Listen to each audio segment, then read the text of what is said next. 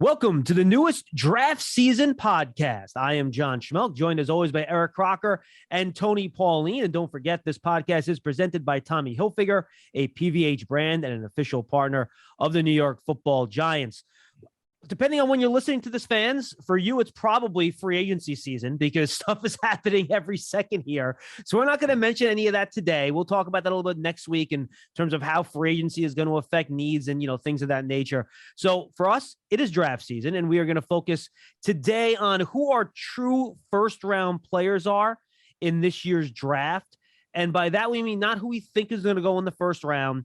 It's who we think are true first-round players with first-round grades, which is never 32 players. It's always usually in and around 20, sometimes less than that, sometimes a little bit more. So I think what you'll see is that there is some consensus between the three of us, but we'll certainly go through the list and kind of see where we are at.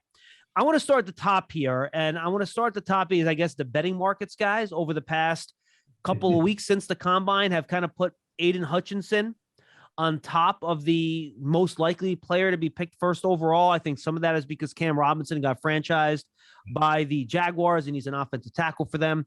To me, if Cam Robinson is going to stop you from picking an offensive tackle, I think your evaluation needs to change a little bit, at least in my opinion, when you have a guy like Trevor Lawrence. So let's kind of start there. Who do you guys have as your number one prospect? For me, I still think it's an offensive tackle that's going to go number one, and I'll kind of give my spiel why after you guys go. But Croc, let's start with you. Who is your top guy now, or if you're picking first and you're the Jaguars, would be your first guy off the board, and why? Yeah, so first guy on my board, regardless of who's picking that number one, is Evan Neal out of Alabama. And my big thing is I try to find, especially in the top 10, top of the draft, what traits does this guy have that I just you either have this or you don't. And I think, with his size, his ability, just how he looks, right? When you look at a guy that looks like he's 220 pounds, but he's actually 340 pounds, I think that's tremendous. That's an elite, talented type prospect. I think he moves well, all that. There are definitely areas I feel like he can improve on, but just in the sense of the guy I feel more comfortable with taking at number one, especially if I'm the Jaguars, is Evan Neal out of Alabama. Tony, what do you think? Well, I mean, you're asking kind of a loaded question there. Of course I am. I'm the host. My board is still Kayvon Thibodeau. I think he's the best player in this year's draft. I know we've talked about off the field concerns, stories that I broke. He has a lot of downside risk, but when I look at what this guy can do from an impact defensive point of view, as a pass rusher, as a guy who can play in space, as someone who can bend off the edge and then flatten from the backside and catch players in pursuit. The overall game, I think you can use him standing over tackle. You can use him out of a three-point stance. I have him rated higher, rated slightly higher than Aiden Hutchinson. You said something about, well, if you're going to make your draft decision based on, Cam Robinson, I'm franchising Cam Robinson, considering the way Cam Robinson plays, maybe it's something that I've said all along in the sense that there's no true left tackle at the top of this year's draft. Maybe they franchise Cam Robinson because, while Evan Neal is a real good prospect, there are concerns about him playing the left tackle position. That's why I believe that move was made. But when you get right down to it, I mean, Kayvon Thibodeau has always been my number one rated player. I don't know that he's going to go number one. I think it's going to be Aiden Hutchinson where we stand right now, but he's still my top player. So you think right now, Tony, if I made you predict, you think the Jaguars pick Hutchinson one overall? I do, because I think it's the safest pick. It's the Jake Long type of pick. If you remember, you go back to that draft, Jake Long was taken first by the Miami Dolphins and then Bill Parcells. Didn't have a great upside, but he was a priority, played a priority position left tackle, and he was the surest thing. And I think, with all the issues that have gone on in Jacksonville, they can't miss on this pick, and they can't take a lot of risk. And I think Aiden Hutchinson fits both of those pieces. All right, I'm gonna give my Aiden Hutchinson spiel here. And by the way, folks, you can find us on all your favorite podcast platforms. Subscribe to the draft season. Make sure you find us. To me, his combine was fine because it matched, I thought, exactly what we saw on tape, right? I thought his 40 was good. His 10-yard split was better than good. It was very solid. It was better than that. But the thing that got me with Hutchinson, and this matched my worry with him on tape, guys, I didn't think his hoop drill was very strong at all. Running those hoops in those drills, you're supposed to pick up the towel and then place it down. Well, his second towel, he drops it from like his quad. He doesn't even bend down to put that thing on the ground. And that's the kind of lack of bend for me. And I wonder how many of these NFL teams, and you mentioned Hutchinson's the safe pick. I agree. He's strong. He tries really hard. He's high character. But between the bend and then on top of that, we talk about arm length for offensive tackles. Well, let's talk about arm length for Aiden Hutchinson really quick here. He was under 33 inches, right, Tony, if I'm not mistaken, at the combine? I'll tell you in a second. Keep talking. Yeah. And so that, to me, short arms plus a lack of elite bend, that's something that would make me really think twice about making him the top overall pick. I feel better about the traits from the two offensive tackles for them, even if they're not there yet, to develop into an elite player. And same reason why I, like you, Tony, I think Thibodeau is a higher ceiling than I feel about Hutchinson developing into an elite player just because of the arm length and the lack of bend. It looks like it was about 32 and an eighth. So yeah, he was well under. That's short, wow. Man. Yeah, that's short. And I agree with what you're saying. I've said all along, when you compare him to David Ajabo, his teammate, Ajabo has a lot of features of his game, the natural explosion, the suddenness, the natural violence he plays with, the variety of his ability to make plays up the field that I believe project better than Hutchinson. There's no doubt about it. I mean, Hutchinson, I agree with you. My big complaint about him was if you watch the film too many times, he buries his head into the offensive tackle, the opposing offensive tackle, and he just barrels up the field. You can do that on Saturday. It's going to be a lot more difficult for him to do that on Sunday. I do believe he's got the work ethic. He's got the personality. But again, I mean, you draft Evan Neal after your franchise Cam Robinson. What are you going to do? You drafted Evan Neal to play right tackle? Okay. And I just don't know that. We'll have to wait and see what his athletic numbers are.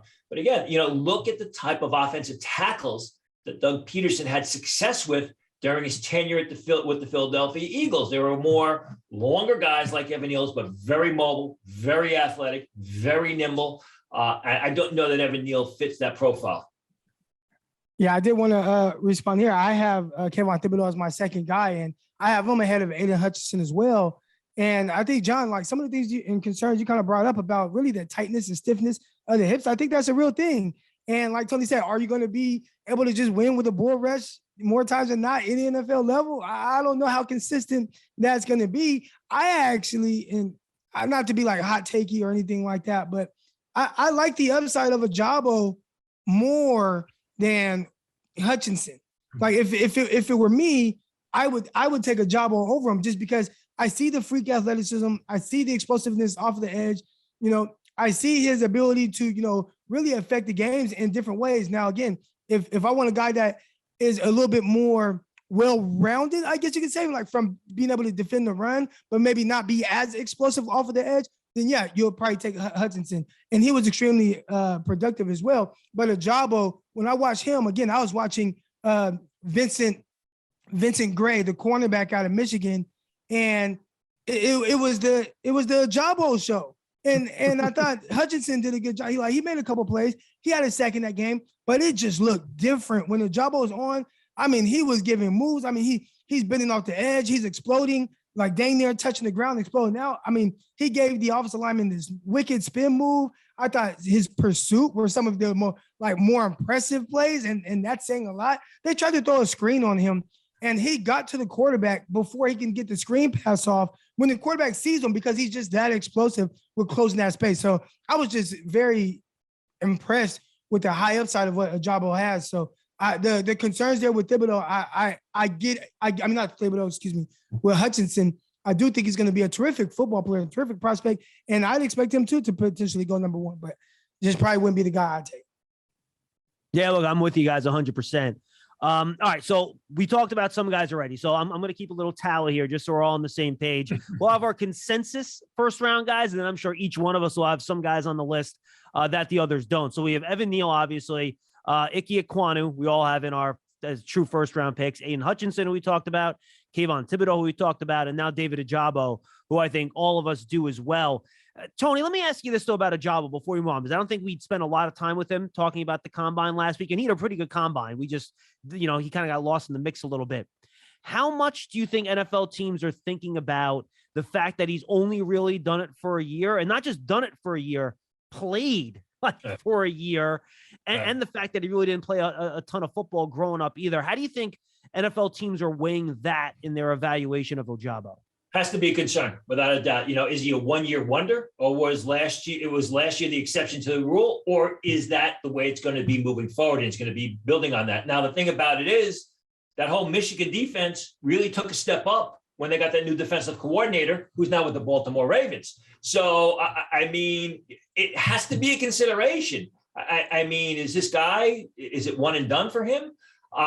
But again, you look at the underlying skills. You look at the athleticism, which was proven during his combine workout. You look at the things he was able to do that Hutchinson isn't able to do. As Eric said, the bend off the edge, the speed and space, the ability to change direction. As I said, he just plays with a natural violence. So I think you have to look at it. He may need more coaching. He may need more hand-holding than Aiden Hutchinson. He is not as NFL ready as Aiden Hutchinson, but with Aiden Hutchinson, you're going to get a lot of singles. With David Ajabo, you're going to be hitting some home runs and some grand slams if you properly develop him. The other edge rusher we all have in our, first round selections here is Jermaine Johnson, who, couldn't get on the field at Georgia because frankly, they have a million guys that are awesome, goes to Florida State and it has a very productive year. For me, I think it's interesting, the Jermaine Johnson, Trayvon Walker argument. I know we talked about both these guys last week, but I have a hard time picking Trayvon Walker over Jermaine Johnson. If I'm a general manager, I'm looking for a pure edge rusher here, just because, and Croc, will start with you. I've seen Jermaine Johnson do it. Like, I've seen him line up on the edge, go and win. And while Walker's athletic numbers maybe are a little bit better, and, he did show some really good things on tape. Tony talked about it last week, things with pursuit, coverage, things like that. If I'm looking for a pass rusher, I would have a hard time selling. I prefer to pick Trayvon Walker over Jermaine Johnson just because he doesn't have that production in that area, while Jermaine Johnson does in a pretty big program. Yeah, and you talk about, the production and how, what his usage was at Georgia, kind of playing a little bit more, almost like an inside type rusher, kind of, and maybe doing a little bit more containment type stuff as opposed to just, hey, rush off the edge, get to the quarterback. And you got to see that by Jermaine Johnson. I think that the thing that has helped me the most with Jermaine Johnson is really, the Senior Bowl week and seeing it live and in person, and just the dominance and how he carried himself and the confidence and winning the one-on-one reps and really just kind of going out there and looking like the best defensive player on the field. And then just the physique, what he looked like there, going through his drills, how loose he was and how fluid he was. And having my buddy who's a defensive line guy, he trains a lot of defensive linemen, guys like, Boye Mafe, right? And so we're watching the guys and he's looking at Jermaine Johnson. He's like, Croc, man, that guy right there, he's different. And he's talking about his build. He talked about everything. Then you see him do the drills and everything he was saying was spot on about him. So I think he's just continued to kind of move up. And then once you see how well he tested, it was like, okay, well, this is a no-brainer that this guy should be one of the top edge guys going out. But again, the question is going to be, should he be taken over Walker? There's a little bit more projection with Walker just based on his usage at Georgia. And again, that's not to say that he can't do more or be more, but you just got to project it a little bit. See, I disagree with you, John, and here's why. Because Trayvon Walker did things at Georgia and did them well that a lot of college defensive linemen aren't asked to do. Drop off the line and play in space and coverage, get out and chase in pursuit, protect, gap responsibilities, set the edge, things like that. It's much easier for a guy to pin his ears back, rush up the field, exploit offensive tackles that are not as athletic as him, as opposed to say, do those little things that Trayvon Walker did in big spots for Georgia. Good point.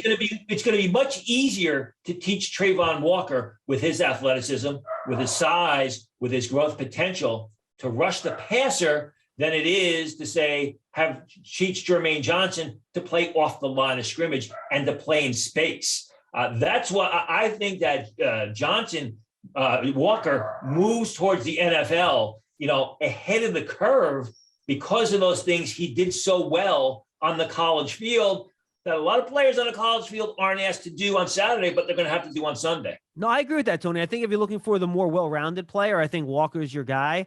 But if I'm picking an edge guy in the top 15, okay, great. You can go and cover. All right, that's awesome. I'm fine. I want you to get that quarterback, right? That's why I'm picking you. I want you to bend that edge. I want you to beat that tackle one-on-one. I want you to get that quarterback. That's why I'm picking you. I don't care about the 5 times I'm going to drop you in coverage every 2 weeks or whatever. I want the guy that can bend that edge and go get the quarterback on 3rd and long. Yeah, but the NFL coaches do, because Trayvon Walker wasn't a bad. It's not like he couldn't rush the passer coming. Of course not. No, I got you. He was a good pass rusher. He just wasn't asked to do it as much. Now, if Trayvon Walker was asked to rush the passer as many times as Jermaine Johnson, or 75% of the times, and he wasn't getting to the quarterback, I think you can make that argument. But I look at Walker. I mean, what was he? Got 6'5", 272 pounds with all that athleticism. He's probably going to end up as a 285-pound defensive end in the NFL that can play in a 4-man front. You could probably use him as a 2-gap defensive end, and you could use him in a variety of roles. I like Jermaine Johnson. I do think he's got some growth limitations for the next level. He doesn't have the same growth potential as Trayvon Walker. I just think that the sky is the limit for Trayvon Walker, not just as a pass rusher, but as a complete defender. And he's only going to get better as he physically matures and gets bigger. Remember, Jermaine Johnson's a 5th-year senior. No, good point, too. Trayvon Walker is a 3rd-year junior, so he's, 2 years younger? Mm-hmm. No, that's a good point. Good point. All right, the only other edge rusher guys have with a true first-round grade on my list is George Karloftis. I have him outside of the top 10. Tony, you have the same. How about you, Croc? You have any other edge rushers with true first-round grades? No, I don't. I don't have Karloftis on there, and I know a lot of people really like him, and I think he has a good first step, but I don't know if he's going to be better suited for a 3-4 or, and be a 3-4 in, or a pure 4-3 edge. And it's like, well, we want him as a containment guy, almost kind of like how the 49ers use Eric Armstead for a lot of years, that big elephant in to kind of hold the anchor on that edge. But I don't know. Watching the other guys and how they get after the quarterback and how fluid they look and how alert they look, and then watching Karloftis, it just looks a little not as dynamic. And I'm curious to see how the NFL teams feel about it, in the sense of, him 100% being a guy taken ahead of it, either one of these guys that we just mentioned. We just mentioned 5 guys. I don't know if he's going to be taken more than over any of them. And if not, I don't know how you kind of fit him in. He's 100% a first-round guy. Look, I agree with you. I haven't passed all the guys that we just talked about, too. So I think, we'll see how heavy of an edge class this ends up being. We're already talking about 2 offensive linemen, so why don't we wipe the rest of that position out here? I think all of us have Charles Cross as first-round picks, correct, guys? And we talked about him last week, so I don't think we need to do more on Charles Cross. I got Penning inside my top 15 or for true first-round grades. Tony, you do as well. Croc does Penning, and I'll even throw Linderbaum out to you too, or any other of the interior guys. Any of those guys for you crack into your true first-round grades? Yeah, Penning does for sure. I love Penning, and I wish I would have seen him in. There was some, I don't want to say like ups and downs at the Senior Bowl, but there was some reps he lost, but I thought he won a lot. But just watching him on film, and the first film I put on, I was like, man, this guy, like, he is as nasty as everybody says. And I thought whether it was versus run, whether it was in the passing game, it didn't go, like, he didn't flip that switch on and off. It was always on. So then, okay, I'm watching you against some, MCS, like lower level guys. Well, what do you look like against the best team that you could play against? And so I put on the Iowa State film, and I thought he was just as dominant against them, maybe even more dominant, where he felt like he had something to prove against higher level competition. And I was like, okay, this guy, he's got the goods. So Trevor Penny, I mean, he's a guy who, I talk about this being a deep offensive tackle class. If someone were to take him in the top 10, or, I wouldn't be surprised at all. Now, I think he's more of a top 15 guy, but I mean, he showed a lot of really good things. And for how big he is, I thought he moved well. He's listed at like 6'7", 335 pounds, but I didn't see a guy that struggled to match quickness. Again, didn't consistently see him play against the level of competition like some of these other guys had to face, with Evan Neal, being at Alabama, or, even Charles Cross or, Equinu. But it was tremendous from what I saw, and that's all I could go off of. Yeah, that Iowa State film is very important for Penny because, everybody saw him, trying to bury the opponent into the ground at the Senior Bowl, probably to a fault, as though he was trying to make a point. But you watch the Iowa State film, he was very patient. He was very methodical. He didn't have mental lapses, but he also dominated the competition. And they've got some real good defensive linemen and pass rushers at Iowa State. So I mentioned this last week in another interview. The Iowa State film showed me anyway that when he's got to tone it down, he can tone it down. It's not like he doesn't play every play as he did during the week of Senior Bowl practices when I think he was trying to make a point. That Iowa State film, anybody who's interested in Trevor Penny, go back and watch it because it was good. And just watch the control he plays with. It's funny. I went back and I watched all his losses during the year, right? Every sack he gave up, every quarterback hit he gave up. He did not lose off the edge to Croc's point once. All his losses were either, believe it or not, bull rush. He got bull rushed a couple times. And then he actually had trouble handling ET twists, where his end would come down, pick the guard, and then the tackle would come around. He had trouble picking some of those up. But I think that's something you can learn with coaching in the NFL. And I thought, and again, the competition, not the best, but the fact he was not losing at that size off the edge to quickness and speed, I thought that was pretty important. And I have Linderbaum now as a first-round pick. Tony does not, and I think we can talk about that. Croc, why don't you lead us off? How about where do you sit on Linderbaum or maybe one of these other interior guys, whether it's Zion Johnson, who came really close to really close. I really thought about putting Zion on there. I didn't. And then, of course, you have the kid from Texas A&M as well. Yeah, so Kenyan Green, he's a guy I really like. And again, part of it is just kind of like having that versatility and being able to move around a little bit. I've talked about before. I put on 3 games, and I watched him the first game at left tackle. The second game I go to, I don't see him at left tackle. So I turn that game off. I go to another game. I don't see him at left tackle. Well, I went back to the other games. Well, he's on the field. He's just playing different positions. He played right tackle. He played guard. And I think he's going to be really good as a guard. So that's a guy with just that type of versatility. And we've seen it in the NFL sometimes, having to move to a different position in a pinch and still be able to play well. I think the guard position isn't valued as high as tackle unless you're like, Quentin Nelson and you end up being a top 10 pick. But a guy that, okay, yeah, you are a guard, but you can also really play tackle if need be. We're not going to start you out there, but if need be, you can play there. I like that versatility. I think that gives them added value. So I have Kenyan Green as a first-round pick. And Tony, give me the argument against Linderbaum. I think we talked about this before. The short arms, I think, we kind of saw that coming. But though they were very 31 and change at the combine, which is a problem. And you throw in the weight, trouble against big, powerful nose tackles. So I wonder how far down, is there going to be a team that he fits picking high enough to get him in the teens area? Well, it's going to be a zone blocking team, or a team that, because he needs a running start into his blocks, especially his run blocks. He's very good on his feet. He's very good on the second level. He can slide in space. But you pointed it out. It's not just the short arms. It's the short arms plus the fact that, he's not a dominant mauler. He's not a guy that pushes opponents off the line of scrimmage run blocking. How is he going to handle the Jordan Davises of the world? The guys that are 340 pounds are incredibly powerful, incredibly athletic. Once they get into his body, you can't keep him away because of the short arms. He doesn't have the dominant strength.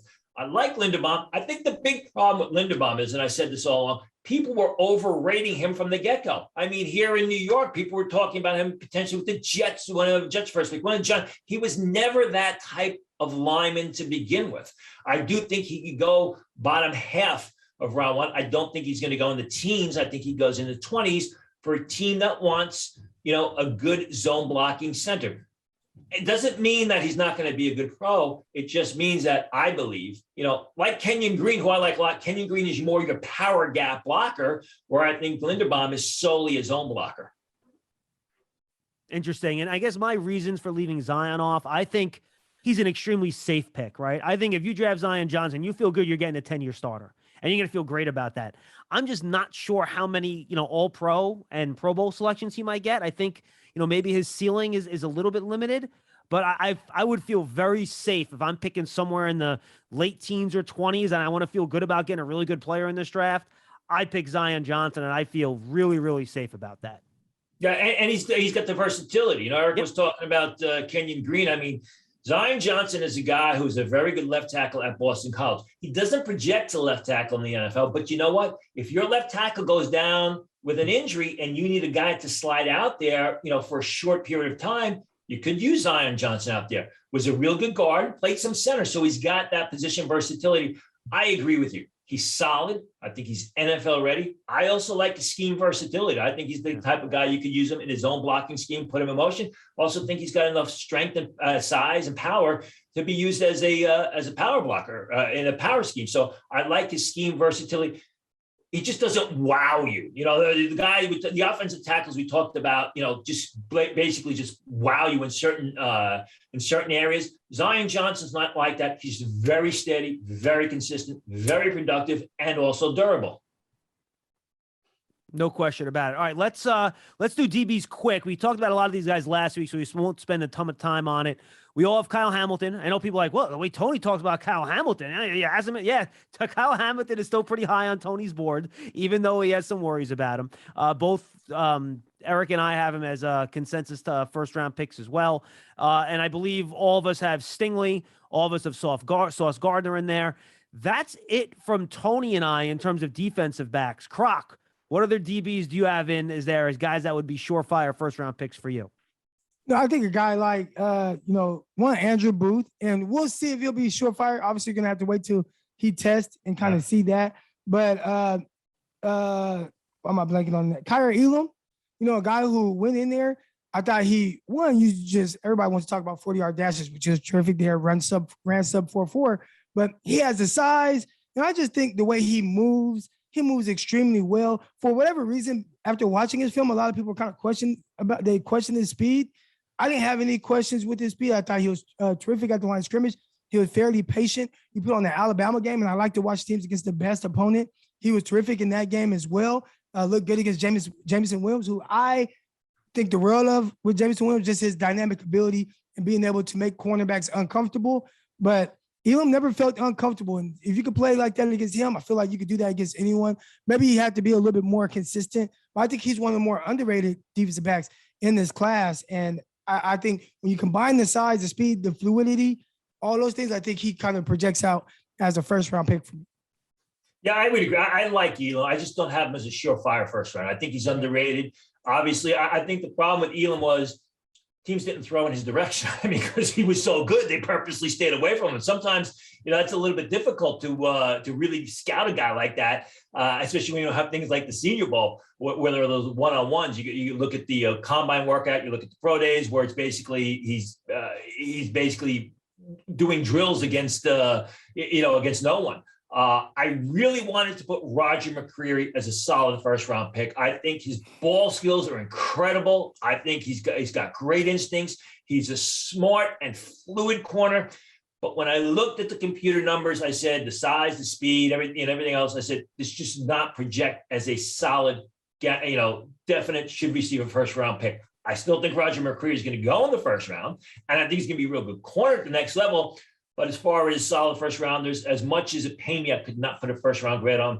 You were right on about Andrew Booth. There were some concerns about Andrew Booth's 40 time, and that's going to bear watching during Clemson Pro Day in a week or two. I love that you still brought up Roger Mccreery, because that's a guy who on film, he's first round.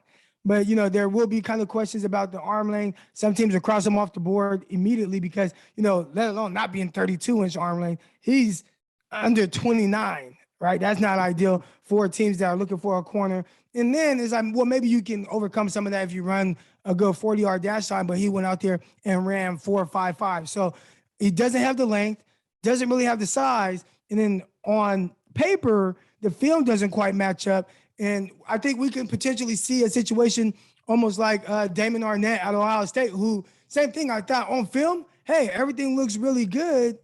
But then the testing numbers didn't quite align, and then you see some struggles with him at the NFL level. His struggles might not be because of on-field. It might be off-field. He had a whole lot going on there where I don't even know if we'll see him play in the NFL again. But Margie Mccrary, again, put on any film. He was extremely competitive, guarding guys at all levels, very versatile, being able to play outside and inside as well.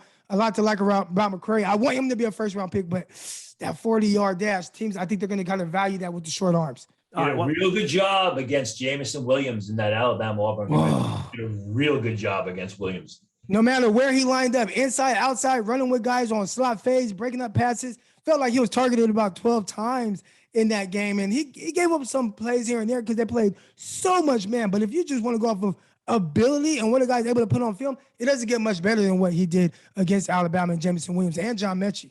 Nothing makes me happier than to see Eric talk about Roger Mccreery. He gets a glint in his eye. He's big smile. He's his guy. I love it.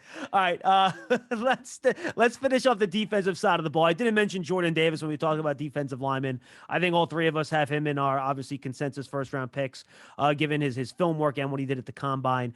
Let's go to linebacker. And Tony, you have two guys as surefire first-round picks, Devin Lloyd and Nakobe Dean. I got to be honest, Devin Lloyd was like my first guy off as consensus first-round picks. And for Dean, he didn't test yet. I think that's going to be very important with him given his size. But at 220 pounds, surefire, I don't know, man. For surefire first round at 220, he looks like a strong safety to me. Well, I think he was a little bit heavier at, I think it was closer to 229 at the combine, but still. And that was after drinking like 6 gallons of water. Well, that's what they do. Although they have to, they got to weigh in the same day that they work out now. I mean, that was the old trick. They would weigh in 2 days before they worked out, so they would fill up on water, get rid of it the next couple of days, and then they were down to their natural weights workout. As far as Dean's concerned, I could understand it, but I look at the explosion. I look at the force. He's a missile, man. He's a missile. I look at the way he plays all that. Honestly, you absolutely have to wait for the workouts. There are some questions about a potential shoulder injury, which, I got to keep your ear to the ground on about that moving forward. But he's been a good player the past couple of years, and he's shown consistent development in his game. As far as Devin Lloyd's concerned, he ran a solid time in the 4.66s. At the combine, but he's been a good player for 3 years now. In my opinion, he's a 3-down defender. You can use him in space. You can use him in pursuit. You can use him in coverage. He shows the ability to fly up the field. I've said all along, Devin Lloyd is going to be one of those guys that I believe is underdrafted. He's going to go late teens, in the 20s, and then 2 or 3 years down the road, people are going to be saying, wow, we passed up on this guy at number 12 or number 15, and look at the type of player he is now. Do you have either of those two linebackers, Croc, as surefire first rounders for you? Yeah, I put both guys in there. And I just think they, check all the boxes from an ability standpoint. Guys that can definitely turn it around. I would have liked to see Dean kind of perform at the combine, see if the measurables and everything match up with what we saw on film. But if you just go off of pure film and how he was able to close space and run sideline to sideline, I didn't think that would be an issue. Yeah, look, he gets downfield. You're right. He shoots gaps. He does a great job with that. And both those guys are in like my top 22. They literally just missed that surefire first round look. All right. Anybody else on defense, guys, before I move on that I missed from either of your lists that you think is a surefire first rounder? Croc, who you got? Daxton Hill. Did you bring him up? I did not. Go ahead. Make your case. Again, more versatility, and I like that when it comes to the secondary guys. Now, what is he? Is he a safety? Is he a nickel? Can he potentially play outside? I didn't see it, but maybe somebody might think he can. But when you test as well as he did, and you're as physical as he was, and you have that versatility, you can play in the slot. That's one of the harder positions on the field. I thought he looked comfortable at home, being able to run at guys, getting high. I definitely judge. I don't want to say judge, but I'm looking. Can you run with those slot fades? Because in the NFL, once the team goes single high, they're going to be looking to hit those slot fades. And I thought he covered that extremely well. Aggressive tackler. Can he be more of a 2-high safety, a single high safety? I think you can coach that up and has all the ability to cover a lot of range. So he's a guy I think has tremendous upside, whether he's at safety or playing maybe around the line of scrimmage at a nickel position. Very good. I mean, I don't have him as a first rounder, but the versatility is key, and he had a great, he ran incredibly fast at the combine, so I could see the attraction. Yeah, he almost play that star role on defense, right? Put him in a lot of different areas and let him do some different stuff. All right, let's finish it off on offense with a couple of the skill positions here. None of us, I don't believe, have any running backs or tight ends, correct, as surefire ones? Nope, we do not. So let's look at quarterback. I do not have anybody in there, But Tony, you have Malik Willis, which I found interesting. Well, I mean, I think he is a first-round prospect. I not only think that he's going to go in the first round, I think he deserves to go in the first round because of the fact that, he was real good as a senior. He showed some incredible flashes at the Senior Bowl, and then he showed those same flashes at the combine. He's an athletic guy with a big arm who he's sort of like I don't want to say give up there, but he's sort of like the David Ajabo of the quarterback position in the sense that he's got all the physical skills. He's shown dominance. As I've said time and time again, he makes some wow throws that you're like, wow, those are incredible. Then he makes some head scratching throws. With any quarterback, it's going to be a matter of proper coaching and development of Malik Willis. I think with Malik Willis, it's a little bit more because of the level of competition he played at, because of the fact that he's got to learn to become a passer rather than a thrower. He's got to learn to play under center. But again, I mean, like Ajabo, like I said, if you coach him correctly, you're going to be hitting a lot of home runs and a lot of grand slams with Malik Willis. The problem is the position, and it's very tough, to develop a guy at that position. And we've seen more misses than hits. But I like Malik Willis. I always like to get a quarterback when he's headed in the right direction, when he's coming off a good season, as opposed to, say, a guy who didn't live up to expectations, and then you got to reverse that trend. I think Malik Willis is absolutely worthy of being a first-round prospect.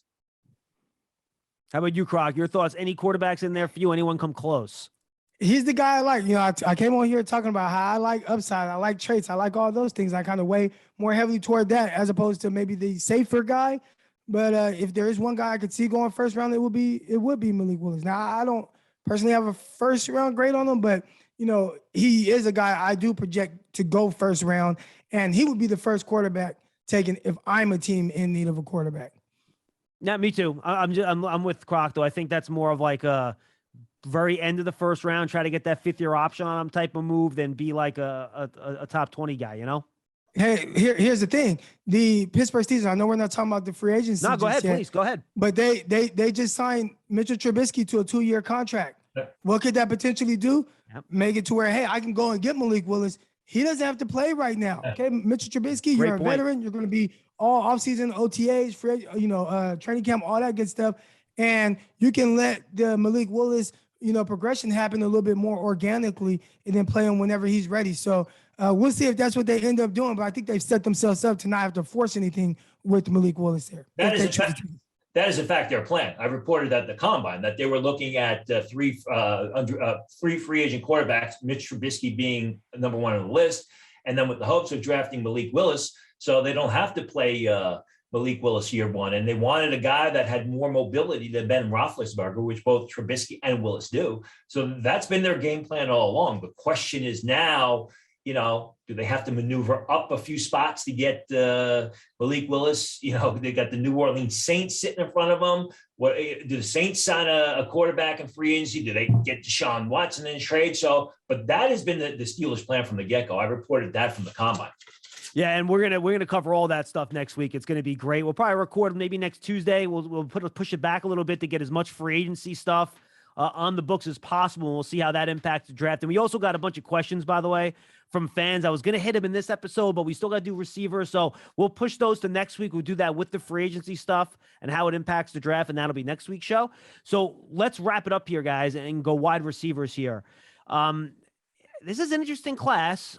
All of us have Garrett Wilson in there as a surefire first rounder. We talked about him, really good 40 time last week at 4.38.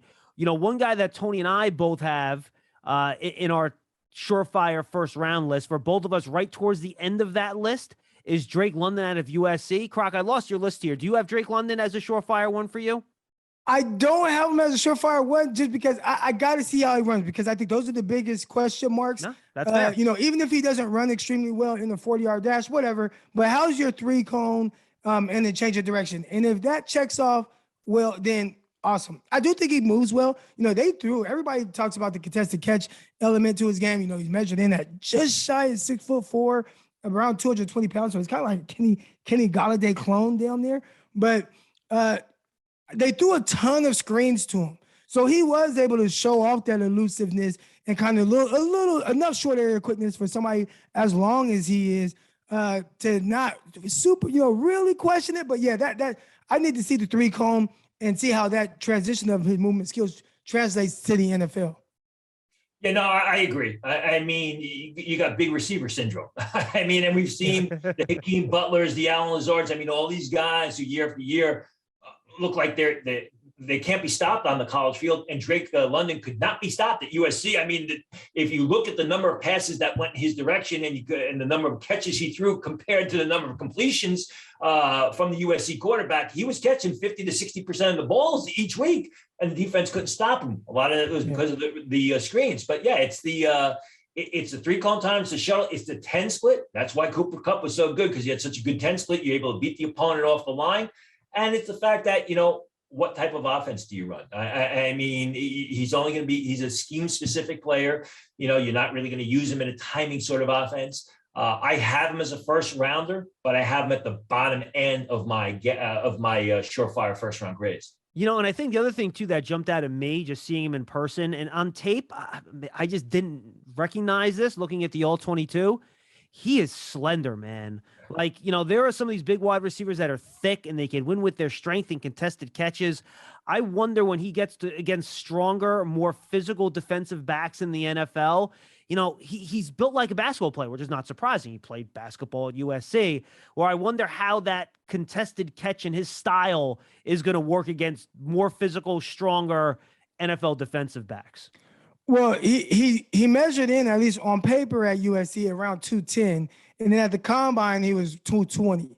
So I don't know if that is that extra 10 pounds of muscle, or is that an extra 10 pounds of I broke my ankle and I haven't been able to do a whole lot of running. So right. I think him weighing in at USC's pro day, we'll see what he measures in that there. Has he gotten stronger?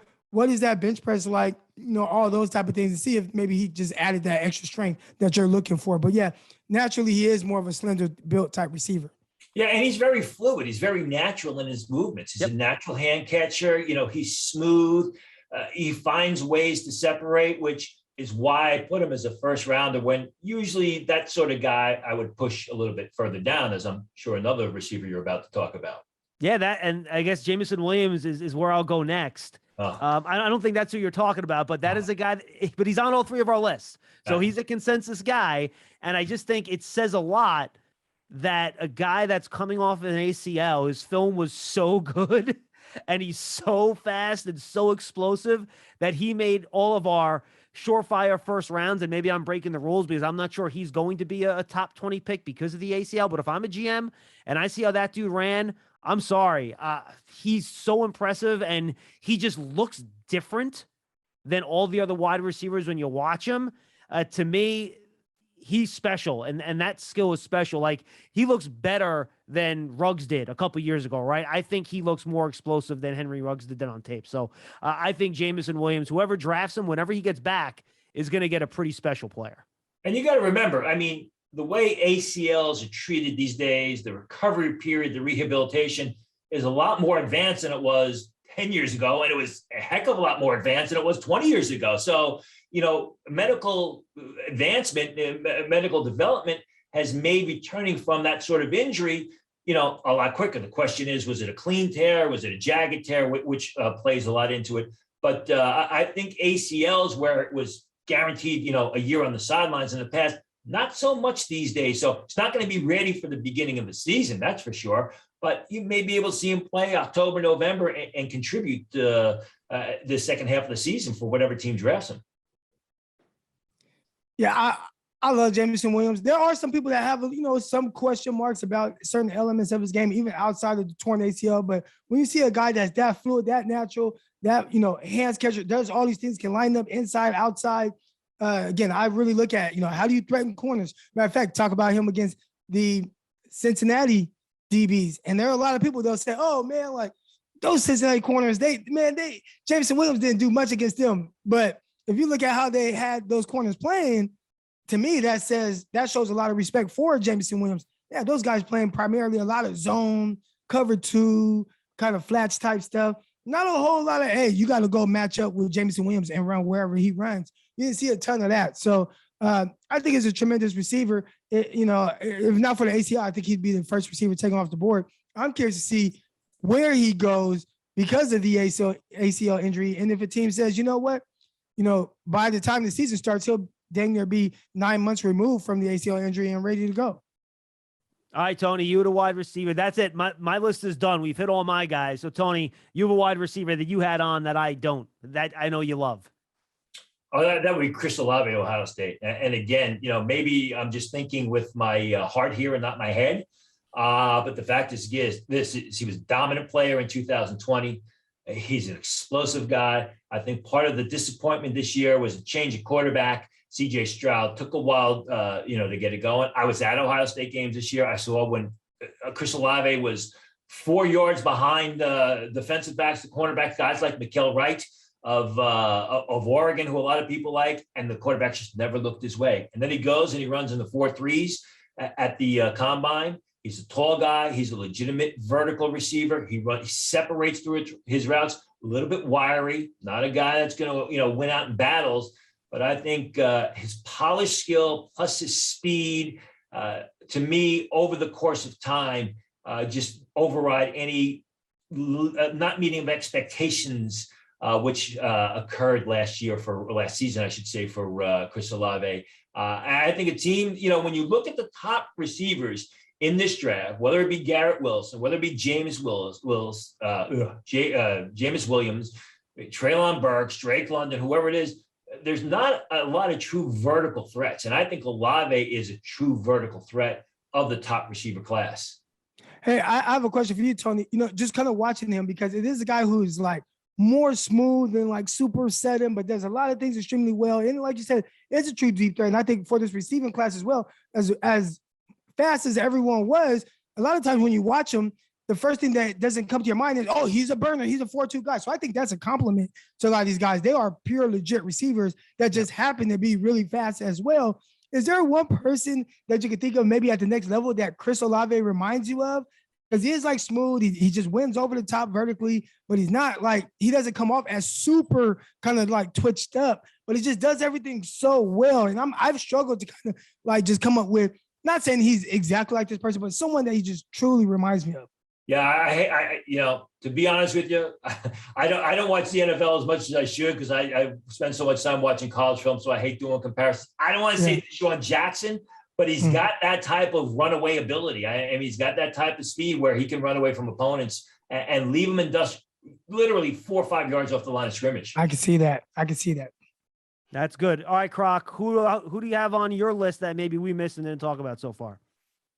No, that's I only have 3 receivers. Am I like for sure? Now, again, I really like Treylon Burks, and I don't want to knock him all the way down or knock him out. I do believe that he'll be a first-round pick, but I don't think it's for sure. And then another guy he's kind of creeping up there, Christian Watson out of North Dakota State. And you have a guy that's that big, that fast, that athletic, and, went to the combine, the Senior Bowl. Okay, I'm the best guy at the Senior Bowl of all these receivers here. Goes to the pro day, tests well, off the charts. There's a lot to like about him. So not sure.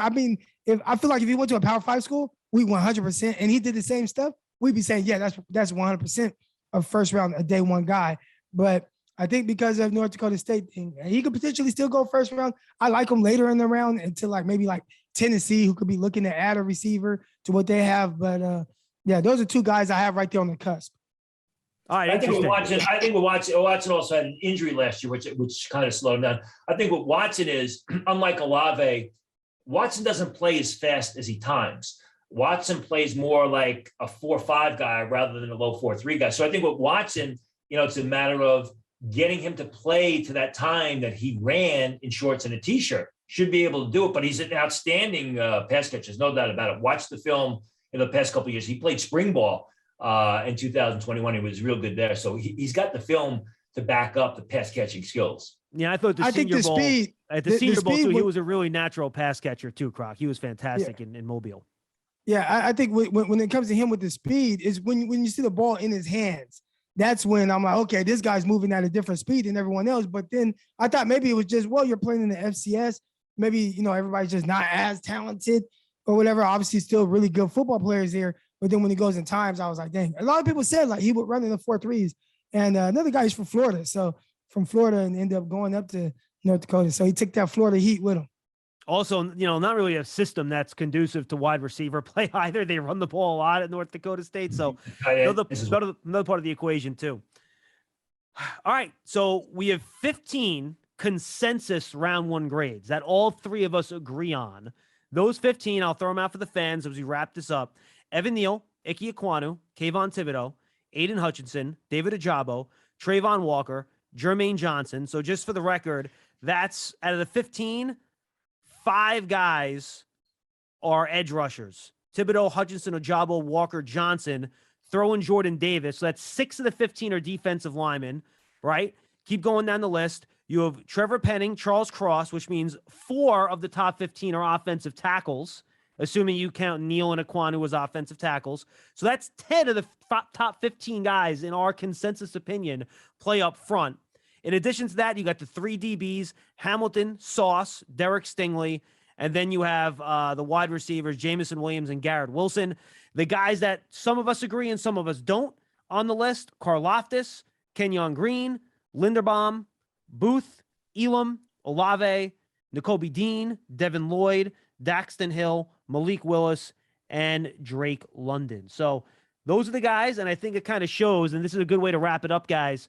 When you only have a consensus with the three of us, 15, I think it shows how when you get to the draft this year, I think a lot of different front offices are going to have very different looking boards, and it's not going to be like a really star-studded top 15 with a lot of big guys going off the board without a lot of these skill guys. I think it also shows the fact that something has been said for literally since October. It's not a very impressive quarterback class because, when you have 5 quarterbacks taken in the top 15, so it's easier to say set a board when you've got all those quarterbacks up top. But as I've said time and time again, I mean, this is a draft that in the 1980s, teams would have been over the moon about. You got impact defensive players up top. You got offensive tackles up top. You got cornerbacks up top. And before everybody started reaching for quarterbacks, for signal callers, those were the positions that were the most desired come draft day. And that's what you have. So while even though the draft boards may be different, I think there's going to be, from the general managers, especially from many of the old general managers, there'll be a lot of smiles because there are players at priority positions that grade highest and very good players in this year's draft. Your overall thoughts on this exercise, Croc, and kind of what we learned about the class? Yeah, I like it. I've been a little bit higher on it, and I hear some people on the outside say, "Oh, it's not that strong of a class." But I agree with Tony. I think the misconception there is that there's not quarterbacks at the top. So you start off from the jump drafting the offensive tackles, the potential linebackers, the edge rushers. Everybody's going to fly off right away. And I think that's going to kind of throw off the perception of what this class is. But I think a lot of these guys are extremely talented. If I were a team picking in the top 10, I'd be extremely excited by the potential of whatever's going to fall to me, because I'm going to get a guy that's going to impact the game at a high level, whether it's on the O-line or defensive line. You got to build in the trenches. So I like it. I like it. And that's not even counting guys that have, just a super high upside, but maybe aren't going in the top 10 because of positional value, like maybe like a Kyle Hamilton or something. Good stuff, guys. We'll see you next week. We'll talk some free agency and then take some questions from fans. Appreciate it as always. For Eric Crocker and Tony Pauline, I'm John Schmeelk. Thanks for joining us on draft season. We'll see you next time, everybody. Remember to find us on Apple Podcasts, subscribe, leave a 5-star positive review as we try to grow this thing. We'll see you then. Enjoy NFL free agency. We'll talk to you next week.